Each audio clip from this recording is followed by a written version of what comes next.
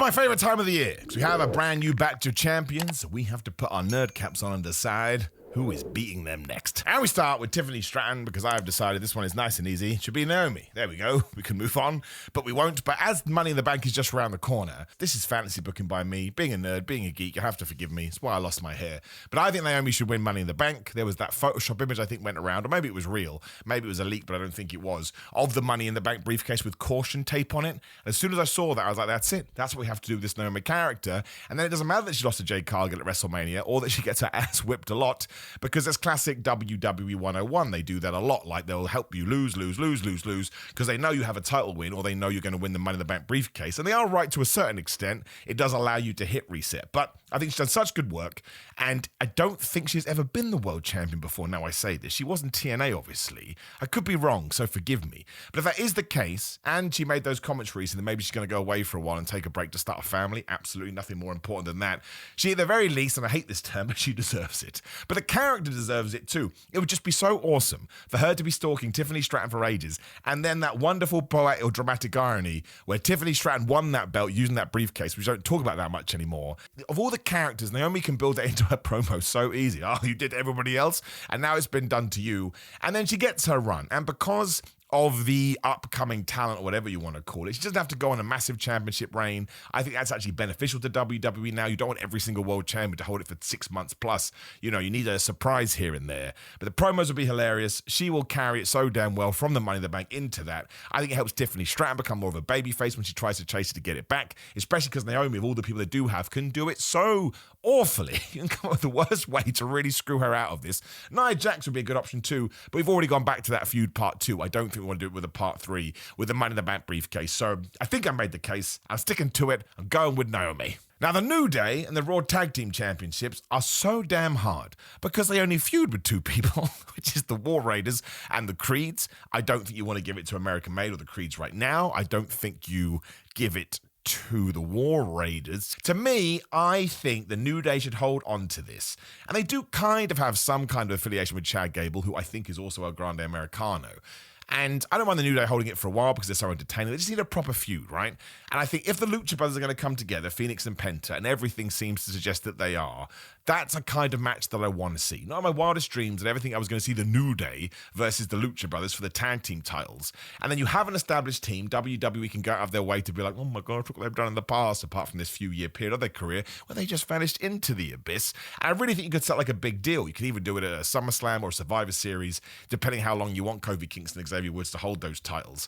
But my biggest issue with the Raw tag team scene at the moment is we don't have any weight to it. Like, it's just a couple of teams and the things come and go. We're not allowed to cut a bunch of promos, which is crazy given you've got Xavier Woods and Kofi Kingston right there. So if you present them with a somewhat legendary tag team in the Lucha Bros, I think all that changes. Everybody's going to want Penta and Phoenix to win. They could probably even lose the first one when the New Day finally do their super duper whooper. Oh my gosh, I can't believe they did that. It was just kind of tied to Naomi.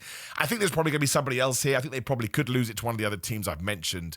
But I like to be bold, not bald. I like to be bold, and I think the Lucha Brothers will get back together. They will be on Raw, because again, you don't need any more tag teams on SmackDown, and they will be the next Raw Tag Team Champions. On a side note, I think we should do that. I think it's pretty good. I'm also very confident with Lyra Valkyria's Intercontinental Women's title, because it should be Becky Lynch. I know she lost that match at, what the flub was it, Backlash? How did I forget that? But to me, she's done such good work, and she's elevated Lyra to such a degree. Now, let's slap some sympathy on that, and let Becky Lynch win once again in the worst way possible. I am repeating my booking ideas. I am Triple H with disqualifications, interference, and run-ins. But why wouldn't you do that, right? Becky Lynch, whether you like it or not, heel or babyface, is such a huge star. I think that's one of the reasons why Lyra has leveled up recently, because she's working with Becky. She's on Becky's level because Lynch is allowing to sort of sell for her and all those kind of things. So if she then beats her or loses her belt to her and then wins it back, it's just going to elevate that title. And that's what we need to do now. It didn't have the best entrance out of the gates. It was a little bit wishy-washy. And then you can continue this feud on all the way to SummerSlam, where either on night 1 or night 2, Lyra Valkyria can win it back. We set it like, oh my gosh, she's done it. And then she can move on to somebody else. But you don't want to end this Becky Lynch feud without her winning that championship, especially because it will tie into her new bad guy persona, even more so given what she said on Raw, right? So mad on Raw, saying, oh, you did this to me, I'm not going to take it anymore. And let's say she wins it in like a month. It would still only be June 15th. So you got got like another 6 weeks before SummerSlam. Maybe that's too quick of a turnaround, but if you are going to do a 3-match series from WrestleMania to SummerSlam, I think you could get away with it, especially because Lyra Valkyria got the win at Backlash. So I like this, big fan of it. I think it's helping everybody involved. It's re-cementing Becky as one of the GOATs, and it's really telling you Lyra can do this, right? At first, people are like, she's good at wrestling, good in ring, but what else can we do? Well, I think we've seen it now, but Becky Lynch got to win that belt. I think Chelsea Green will win the women's US title back from Zelina Vega too. It's so hard to predict this one because, again, it's a wishy-washy division. I don't want that. There's so many people that could enter into it. But when you kind of look at the running order, I felt like we gave it to Zelina Vega just to sort of, not necessarily pop a rating, but just give a nice feel-good moment to the crowd. And you can do that, but I just felt like there was so much more that Chelsea Green could do with it. Even more so because she has her secret Hervis. That should be a gimmick for ages. And we should be highlighting it. They should be doing promos. They should be all over the show, just being an absolute nightmare, which is kind of funny because Chelsea Green is essentially a babyface. I mean, I'm looking off into the distance and trying to figure out, I mean, you can give it to a Piper Niven, you can give it to an Alba Fire, but that then suggests that we're going to break up that group, and I don't think I want to do that at all. To me, this was kind of done as something to do, which again, I don't mind. It's a weekly television show, and if you have an idea and you're confident in it, you should pull the trigger. But yeah, I would give it back to Chelsea Green, have a mini feud with Zelina Vega, and then there's got to be someone I'm not thinking of right now as I close my eyes. There's got to be someone that we can bring up, right? Maybe Kalani Jordan is good to come back. Maybe we are going to call up a Stephanie Vaquer after the draft. I don't know, but that's what I would do, and I'd throw them right into this. And I kind of Jacob for two, whoever that was. I mean, look at Jacob for two right now. And we're going to get to him, and I tell you, it's pretty hard. Axiom should beat the Street Profits for the SmackDown Tag Team titles.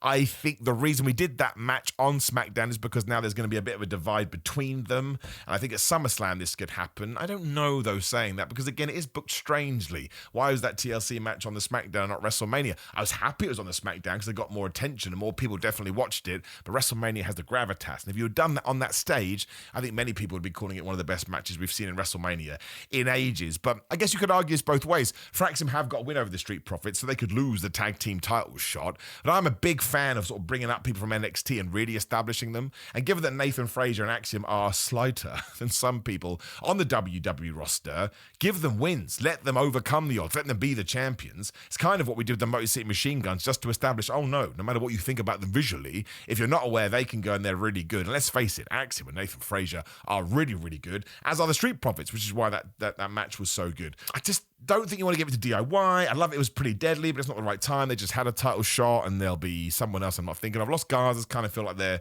sort of out the mix at the moment. So I guess you could argue, yeah, you put the Lucha Brothers on SmackDown, they win it there, but I've taken them away. So let's really draw a line under Axiom. Let's tell everyone they're great, and let's go all the way. So this one is controversial, I think, but the women's tag team champions are Liv Morgan and Raquel Rodriguez. We're not going to do anything for a while because Liv Morgan's filming a movie, which is really, really cool, and Raquel is just hanging out in the Judgment Day clubhouse wearing sunglasses because she's a bad guy.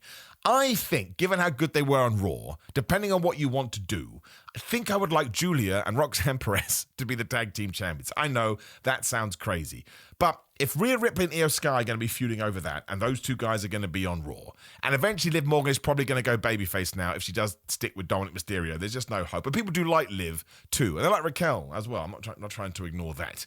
But I just think a great way, they don't have to hold it very long, I'm not saying that, but if everybody is distracted and once again you want to send that message that these two NXT women are badasses, I think they should win the tag team titles.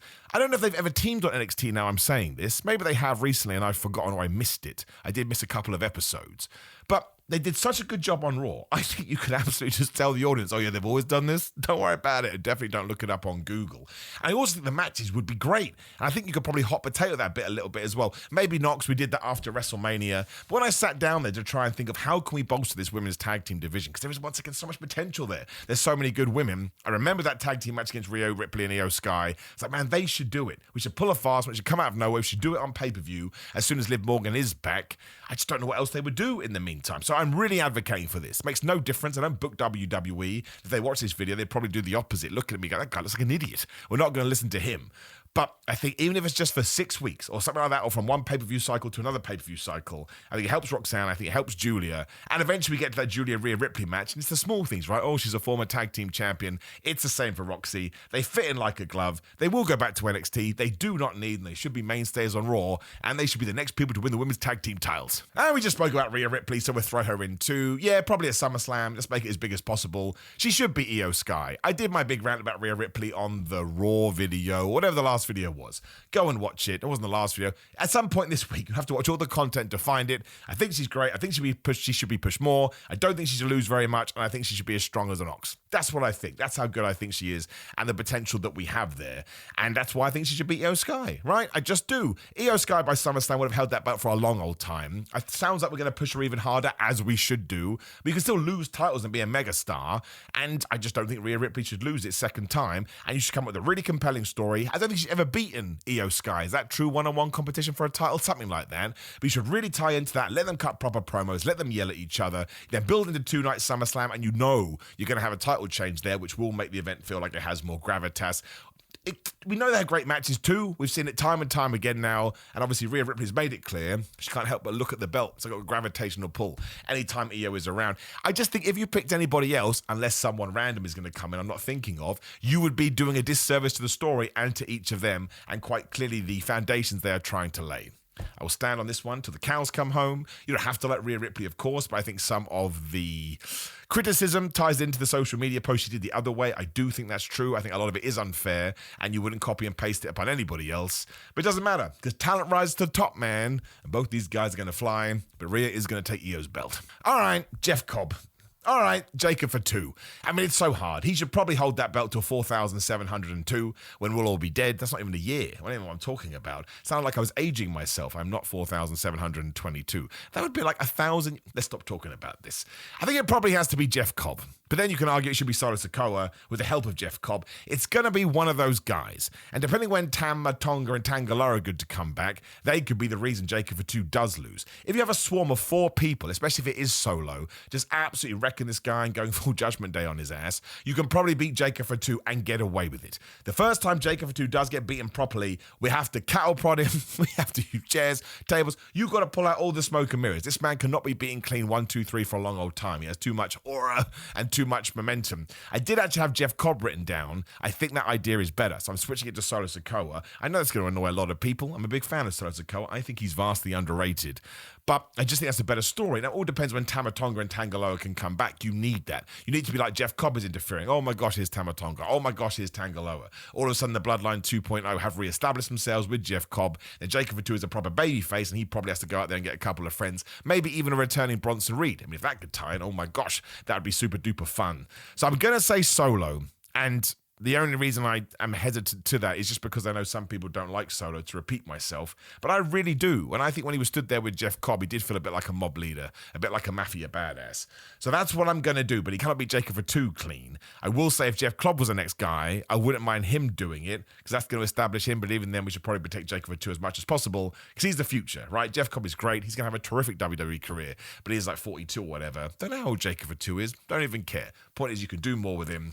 Gonna go with Solo Sikoa. This is very much me trying to manifest. I regret not paying attention to my notes, but I've done it now and there's no going back. Finn Balor should beat Dominic Mysterio for the IC title, and that is all because I think we're going to have to do a big old switcheroo. You cannot have Dominic Mysterio be the bad guy in this now. The fans are not going to take to it. So if originally we were going to kick out Finn Balor and have Dominic Mysterio be the guy to do it, you've got to switch those roles, and in order to really establish that and once again put a bunch of sympathy on Dom, he is going to have to be absolutely murked by the people he used to think were friends. And it's going to be quite hard, because obviously Finn Balor's been being like, well, no one tells me anything. So maybe the Judgment Day go good guy. The point is, though, if Finn Balor is going to go babyface, he has to win that title. Otherwise, he's an idiot. If he's going to stay heel and really become super mega evil heel, Finn, he has to win that title. And once again, we need some kind of catalyst in order to say, okay, Dominic Mysterio is a proper babyface now. Don't have to rush this. I don't think Dominic should lose it for a while. But I think when they finally come to blows and we finally said, you're on the left and you're on the right, it should be Finn Balor that takes it away. A lot of this may be biased because I love Finn Balor. I think he's one of the most underrated talents ever in history of all time. And you know they're going to have good matches. Finn Balor can't help himself, and Dominic Mysterio is great. But when I sat down to think about where they are, it's kind of lame if they have the match and Dominic just wins. No, I want to be like, oh my gosh, Finn, I can't believe you did this. Or be like, Finn, you finally came back to the good side. Yet everyone's booing you because we now love Dominic Mysterio. I think the win was so impressive at WrestleMania that, again, I don't think it should be soon, but I think you can sort of get away with a lot because it was such a moment. And when people have those moments, it's more important than the championship itself. But yeah, I think we should go all in here. We should have a story. We should let it go. It's either going to end the Judgment Day or give us the Judgment Day 3.0 technically. And either one of those things should be a seismic shift. And a seismic shift in wrestling is usually some sort of a main event, or it is a title change. I'm giving it to Finn. Cody Rhodes, I think, has to beat John Cena as well. That's why I haven't put it last. I don't think it's that interesting of a conversation. I just think it's obvious. Like, if you're going to murk Cody Rhodes, you are top babyface at WrestleMania 41. And he's not the guy to then get revenge. I don't really know what we're doing. And you don't have to like that, but sometimes I think wrestling at its best when it's nice and obvious and we just do 101 stuff. It can be at SummerSlam. I certainly will not do it in John Cena's last match now, which is going to be in Boston. You will get Cody booed, and you don't want that to become a fun trend that people like to do. Well, the rumor is at the moment, or was that Money in the Bank? There's a rumor going around that it's going to be John Cena, Travis Scott, and someone else versus 3 other people. I mean, why not? We may as well. Who cares anymore? It actually makes more sense for Travis Scott to be in John Cena's corner than him not turn up at all. Why didn't he help him at Backlash? Someone said because he's on tour. Well, what a crappy friend. But yes, eventually you rebuild the match and Cody probably hits John Cena with the title to get the 1, 2, 3, and that knocks some sense into John Cena and he becomes a mega babyface again. But incredibly, given it's the WWE title, we're going to move on that fast because I have no more ideas because all the other options would be silly. And when it comes to Jey Uso, I think this is another one where we planted those seeds and eventually all of this should lead to a Sami Zayn title win. Now, some people want Sami Zayn to be the guy to beat Jey Uso. To me, you are swimming upstream. The fans, unless you do it really well and you get a proper execution of that, I think will feel torn and they'll feel upset. And you do want people to feel emotion. But I think we have a production line, if you will. Seth Rollins should win that championship within the next few months to establish his new bad guy group. And then Sami Zayn, given all the conversations he's had with Seth, should be the guy to beat Seth. So we've done the next video here. It should go Jey Uso to Seth Rollins to Sami Zayn. All of this should take their time. It shouldn't happen tomorrow. We should elongate it as much as possible because we already know that Gunther is going to do something with Goldberg. There's too much smoke without that fire. So no matter what we do after Money in the Bank with Gunther and let's say it is Jey Uso, I don't think he's going to lose to Logan Paul. Gunther's not going to win that match given something to do with Goldberg or given to do something else. I'm sure we're going to come out with an out there. But that then distracts Gunther, so he doesn't have to come back for a few months either. And maybe when Sami Zayn is the champion, that is when Gunther comes back because they have a feud too. And that's all built on the past and we all like things that look backwards. So, I mean, my answer in terms of this video is Seth Rollins. But I also think Sami Zayn's going to win the World Championship. And that's why I like new WWE. That would have never happened in old WWE. And it's going to make me the happiest man ever, which I believe is the second time I've said that. So yes, there you go. I don't think I've missed any champions, not doing the Speed Championship. Is it El Grande Americano? I don't even know. But you can tell me in the comments below. And you can give me your opinion on the rest of these too. Please do like the video, share the video, and subscribe. Click the notification bell. Click the video on the screen to get more nonsense from me. If you're into fitness, go to grillermind.com/Simon right now. Use code Simon. It ships worldwide. You get money off and they're great supplements. Can't say fairer than that. Simon316 on all social media. Simon Miller on Cameo for personalized videos. They're super cheap now, like $10 or whatever. Simon J. Miller on TikTok for all manner of nonsense and pro wrestling tees, and simonmiller.bigcartel.com for merchandise. I appreciate you, my friends. Have wonderful days. I'll see you soon.